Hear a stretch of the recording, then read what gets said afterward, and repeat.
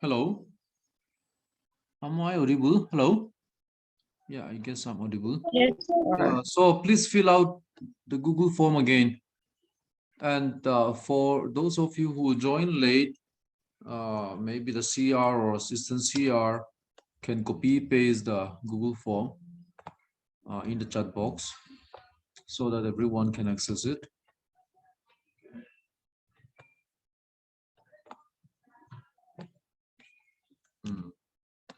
Just 1 minute.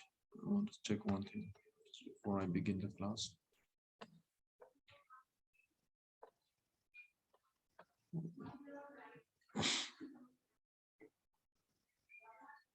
Yeah, it's working.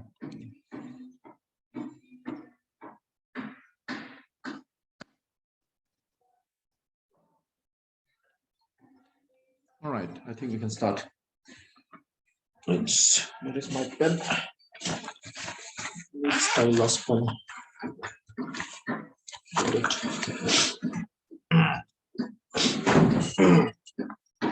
So yesterday we talked about coordinate transformation and this chronicle delta function. All right. Now let's talk about transformation of scalars and vectors. So as I said before, scalar quantities are invariant. I mean, temperature, suppose you are in a certain room and you define a coordinate system uh, and you identify one location, one point in a room. You measure temperature there, you put a thermometer there. Let's say you record 28 degrees Celsius or maybe 32 degrees Celsius at this hour. Now, even if you rotate your coordinate, like even if suppose you are the observer and suppose you consider your location as your origin of your coordinate system, even if you rotate, like if you tilt your head and if you read the temperature reading there at one point there, you will still find the temperature at that particular location as 32 degrees Celsius. It doesn't matter whether the observer who is lying at the origin of your coordinate system is rotating or not, right? So independent of your coordinate system, these scalar quantities are always constant. All right, scalar quantities are always independent of the coordinate system. It doesn't change. Now, therefore, like suppose A is here, A is the a certain scalar quantity in one coordinate system called unprimed coordinate system. So here in tensor analysis, we're going to talk about primed and unprimed coordinate system. Okay, so A is a certain scalar quantity, certain physical quantity you measure in unprimed coordinates. So your unprimed coordinate is your x, y, z coordinate system, maybe in 3 dimensions. And the coordinate variables are x, y, z, like I discussed before.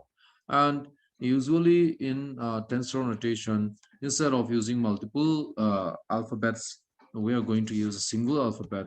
So x1 will represent x, x2 will represent y, x3 will represent z, like I explained before. So you can simply represent your unprimed coordinate xyz system as your xi system, xi, where I runs from 1, 2, 3.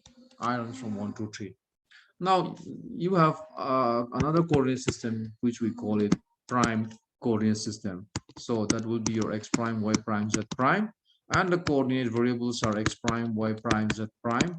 And instead of using different alphabets, we are going to use x1 prime, x2 prime, x3 prime to denote the coordinate variables like x, y, z primes, right? So in this coordinate system, prime coordinate system can be represented using xi prime. All right. So what I'm saying here is that independent of whether the observer is locating in one coordinate system or another coordinate system, or whether the observer is tilting or rotating, the scalar quantities remain constant. Therefore, these are, if A is the scalar quantity value in unprimed, if A prime is the scalar quantity value in prime coordinate system, they are identical. Okay, that's what the scalars are. Now, vectors. Here, let's talk about a certain, it can be a velocity vector or a position vector, whatever. So if you talk about this, let's say this is your velocity. Okay, a certain velocity, it's having a certain magnitude, right? The magnitude and a certain direction, which is given by the arrow here. And you measure that velocity using this unprimed coordinates x, y, x, y coordinate system. Under xy coordinate system, the unit vectors are I cap and j cap. Okay, so p1 here is component of this velocity, which is represented by p here, component of velocity along I or x-axis along I cap direction. P2 is component of velocity along y-axis or along j cap direction. This is how we can write the velocity, right? Now, if you measure the same velocity, that vector quantity, in another coordinate system, which we call it x prime y prime system here. So what is x prime y prime system here? The x prime coordinate exists as this, the y prime coordinate exists as this, and this prime coordinate exists as, let's say, it's slightly rotated at an angle of theta with respect to the unprimed here. So if this unit vector along this direction is I cap, unit vector along this direction, prime coordinate system, we can define it as I prime cap. And suppose this is j prime in direction, direction along this thing will be j prime cap. All right. So this velocity, which you measure in the prime coordinates, let us denote this as p prime vector. This is the velocity we measure in the prime coordinate system, p prime vector. So p prime vector can be expressed in this prime system as p1 prime, p2 prime, and these are the unit vectors. So p1 prime is what? P1 prime is component of this velocity vector in prime system. P2 prime is component of this velocity vector in prime system. So as I use the index, so components of the velocity,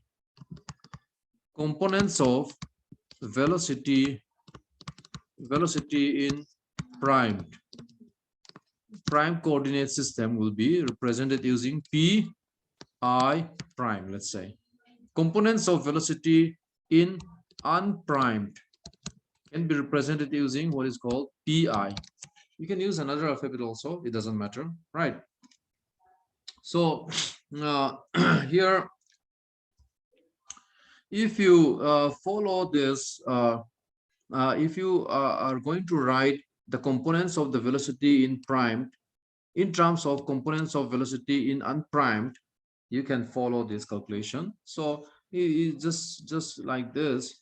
So here, this is, let's say, from here, let's say you drop a perpendicular to this x-axis. Let's say this is 90. So this length between these two, it will be p along x-axis means p1 prime. This is p1 prime. Now, if you drop a perpendicular to this, let's say this is 90 degree, this length, this segment, it will be p2 prime, p2 prime. Okay, p1 prime, p2 prime. All right. So and what is p1? P1 is, from here you drop a perpendicular to the x-axis. This is 90 degree, and if you measure this length, if you measure this length will be your p1. And from here, if you drop a perpendicular to this y-axis here, this length will be your P2. All right. So now you see what is P1, P2 and all. And this angle is theta. If this angle is theta, like if you follow my discussion here, if you remember how I write these relations and all, if you remember how I write these relations and all. So if you follow that, just revise the discussion or my lecture in the previous class. It's same thing only. If you follow that, component of the velocity in the prime coordinates can be expressed in terms of component of the same velocity in unprimed coordinate system like this. P1 prime will be equal to P1 cos theta plus P2 cos sin theta, and P2 prime will also be same as this. This is how we this is the relation that we deduce from the geometry calculation here, geometry and trigonometry calculation here. All right, so it is same as what I discussed before. I don't want to repeat that in yesterday's lecture. So if you look at this, then you can write your P1 prime as summation of Aij Pj, where j is running from 1 to 2. Okay, j equal to 1 means A1j, and your P2 prime also can be written as summation of j equal to 1 to 2 A2j Pj. So if you run j summation from j equal to 1 to j equal to 2, you will get the same thing. Okay. So what this summation it will give is j equal to 1 A21 P1 j equal to 2 A22 P2. So your P2 prime will be this. So your A21 is what? A21 here will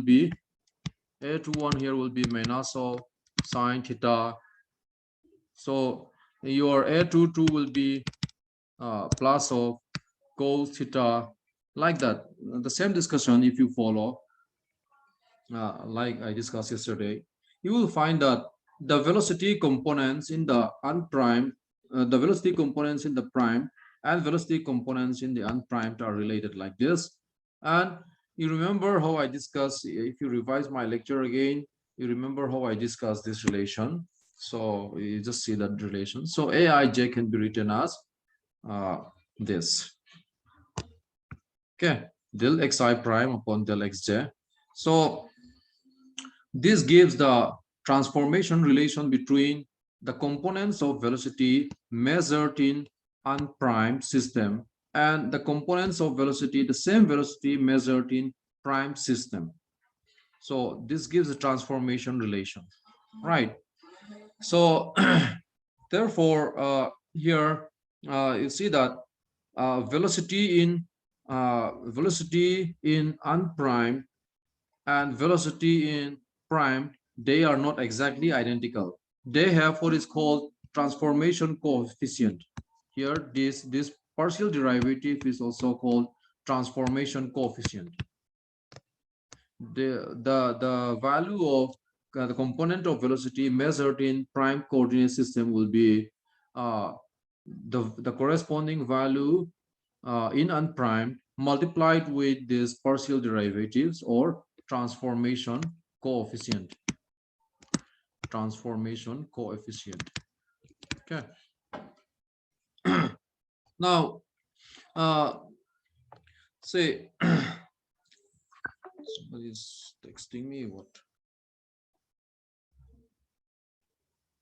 Just 1 minute.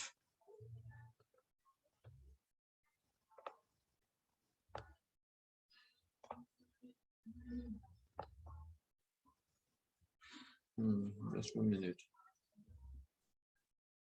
What is this?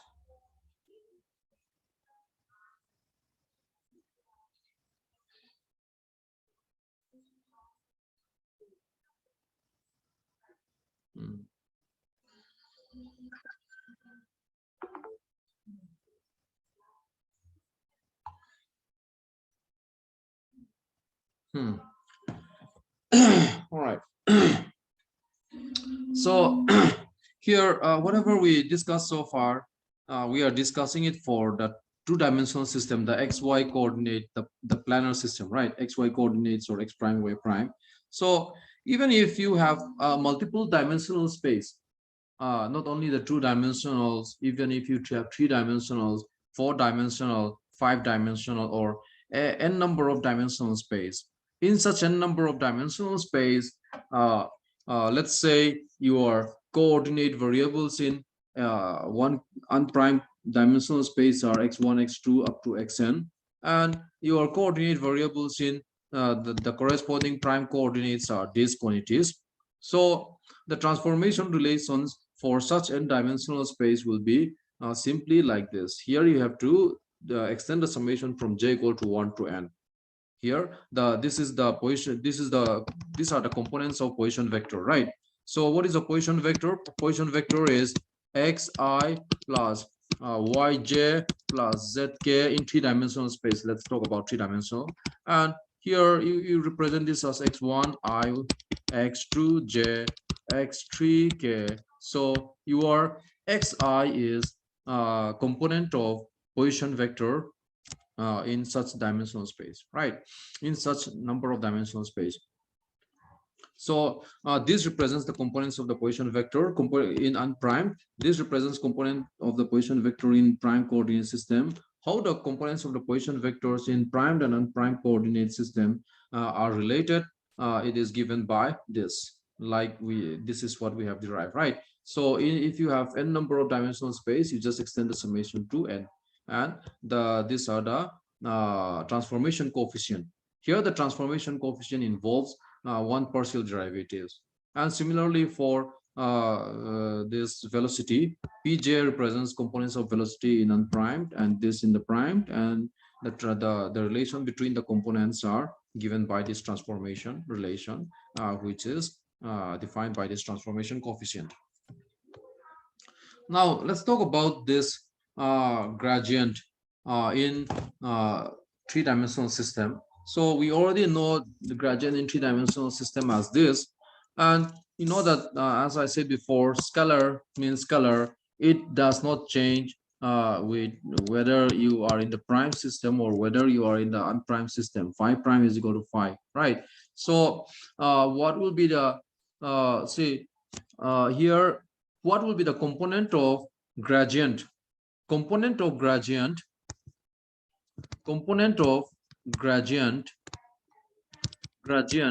in unprimed.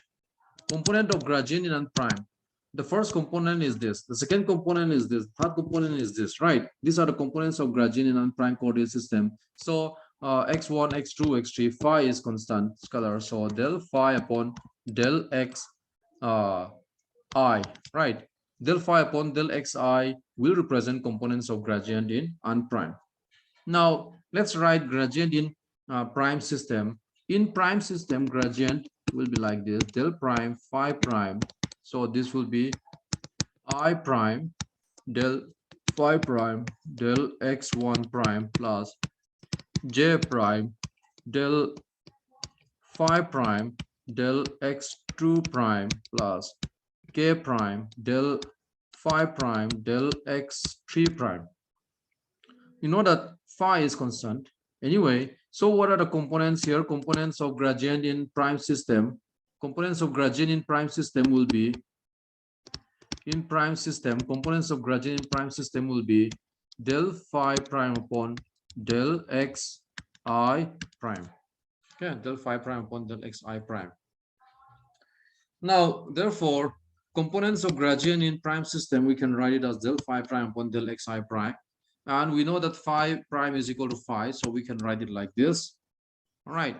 And we can rewrite this as, say, if we are talking about three-dimensional space, ironings from 1 to 2, 3, we can rewrite using the chain rule as, because we know that xi can be expressed, xi prime can be expressed as xi prime can be expressed as a function of xi.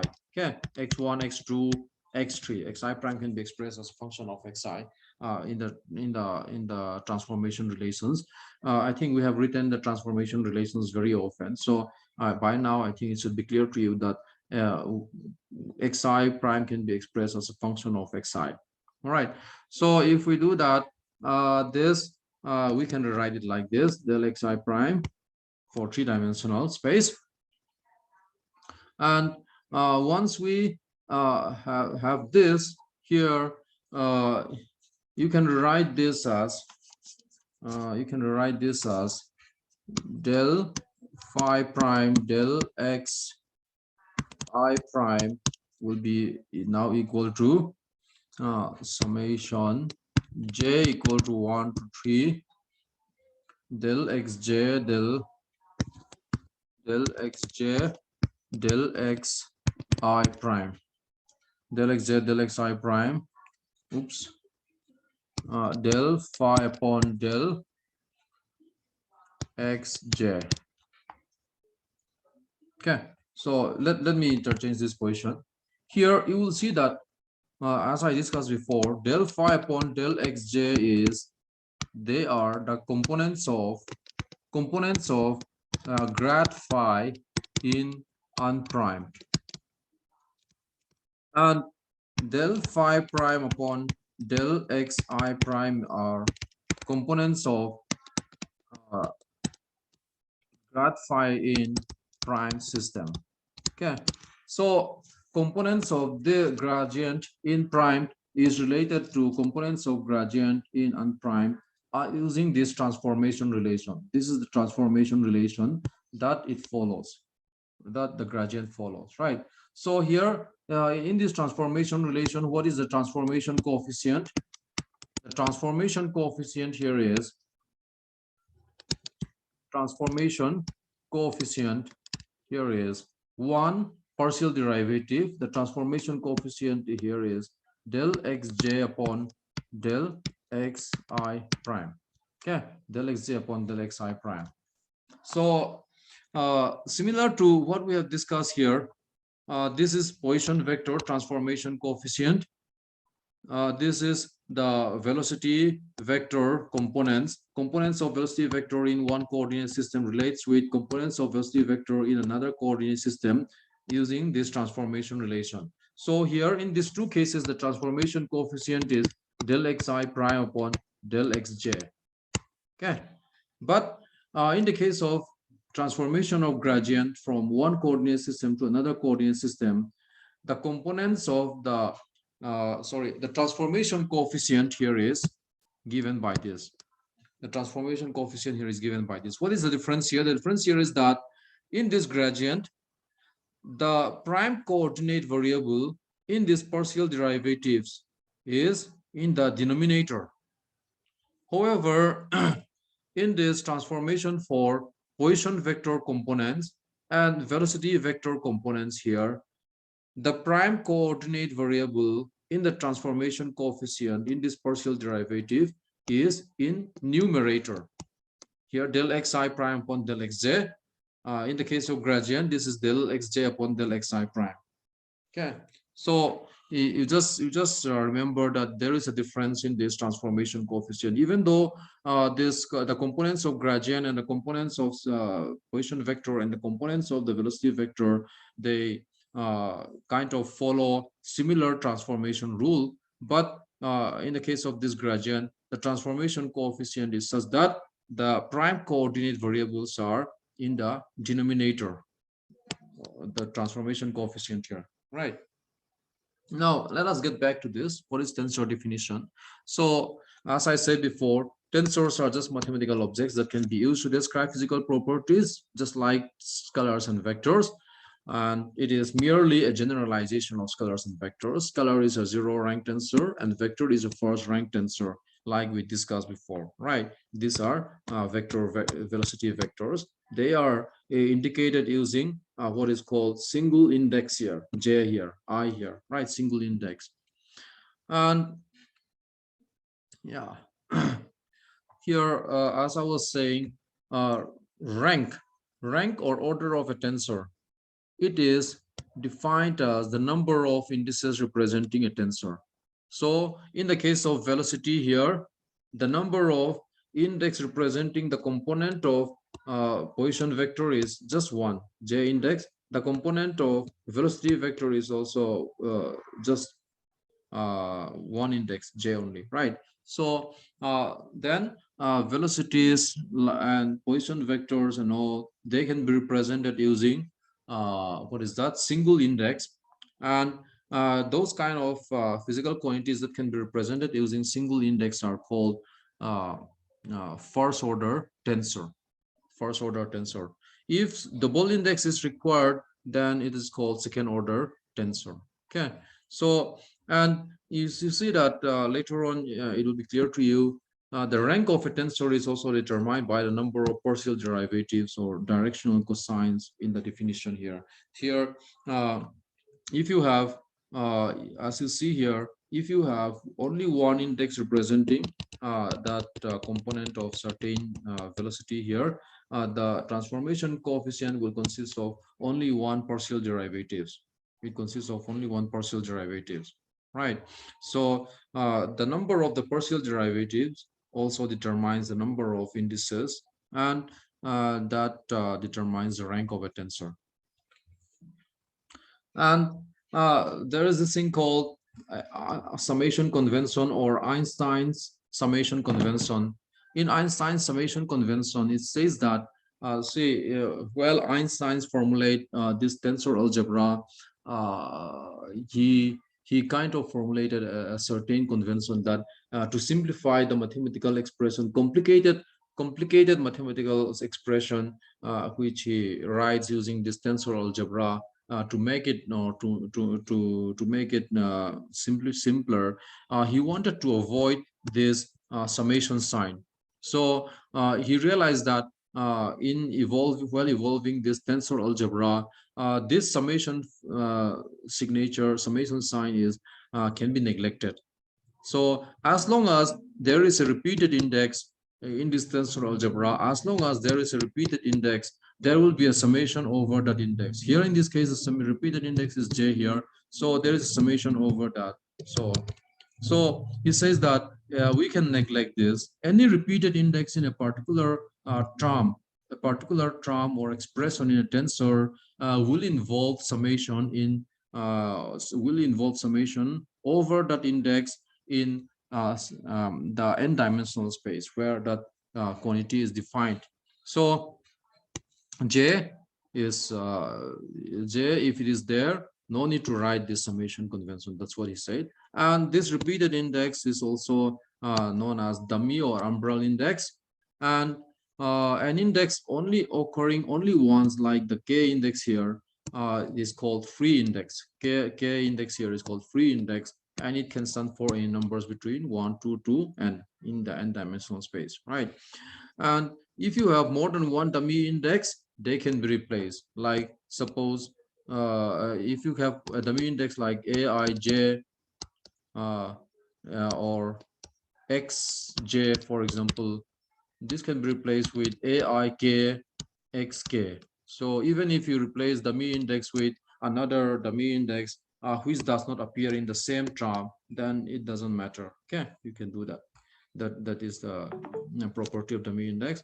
Another property of the dummy index is that suppose you have aij, and suppose let's say xjk here, and let's say you have yk l, for example. Here, what are the dummy indices here? J is repeated, so it's a dummy index. K is also repeated, it's a dummy index. So if you have multiple dummy index, you can interchange it without changing the value. You can write it as aik x kj, and you can write it as y j l.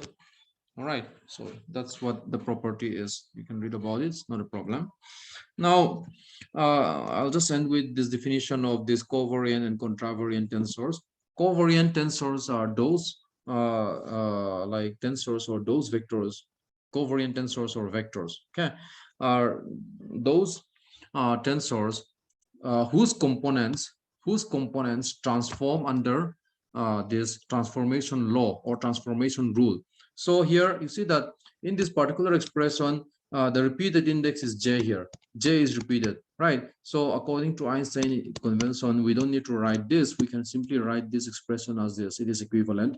It's because j is a dummy index, means there is a summation over the dummy index, right?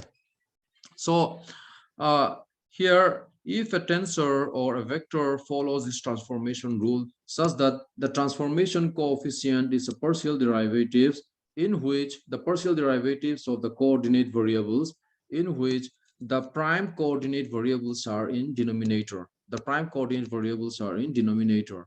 So if this is the case, then this kind of vectors or tensors are called covariant vectors or tensors, right?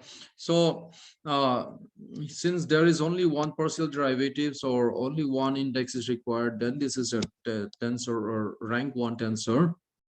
And if you are going to and also in covariant tensor, the index is represented or the index is written using a subscript. Subscript means if you write a letter and if you write a small letter just below that, then this is called a subscript, right? So the index in a covariant tensor is represented using a subscript. Now, if you have a second rank tensor means you need two index k and l here. You need two index to represent the tensor KL. So let's say PKL is a component of that tensor quantity in unprimed system. Let's say Pij prime is component of that tensor in the prime coordinate system. Then it will follow the transformation rule if they are covariant vectors or covariant tensor.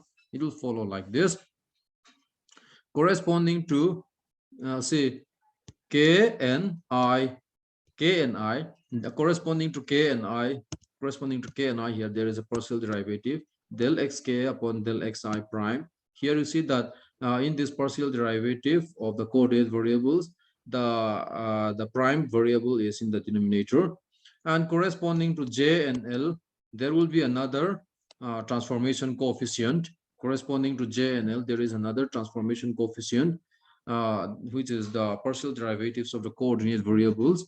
Here in covariant vectors or tensors, always in these partial derivatives the prime variables are in the denominator del xl upon del xj prime.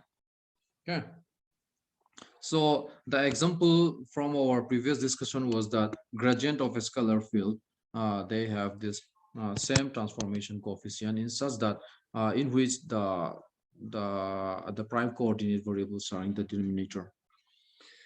And there is another type of vector or tensor called contravariant. In contravariant, the components transform according to this equation. Here, in this case, the transform in this case,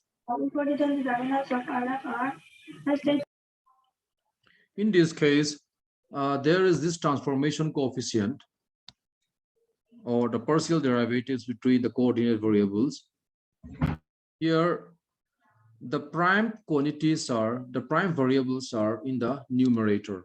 The prime variables are in the numerator. And by convention, contravariant tensors are represented using superscript. So if you find that this is a contravariant tensor from this transformation coefficient, from the transformation coefficient, you can identify that the prime variables are in the numerator here.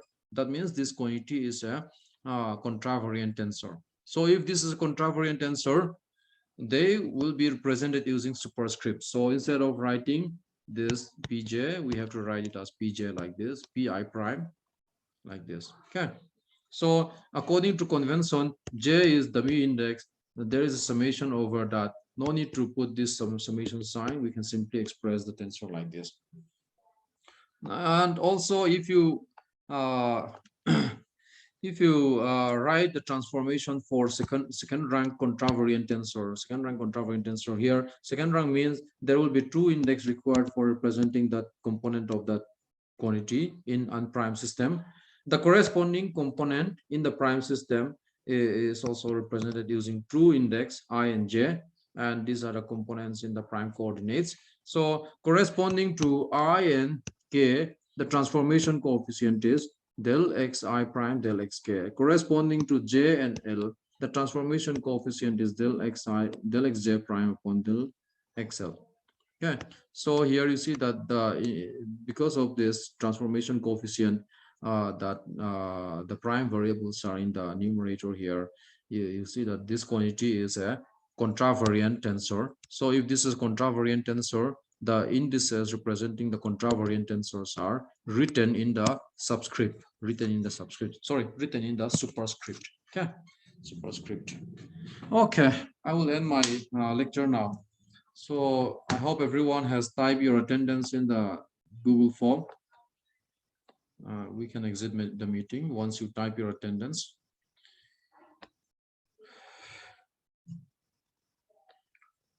Type your attendance, then we can exit the meeting. Okay.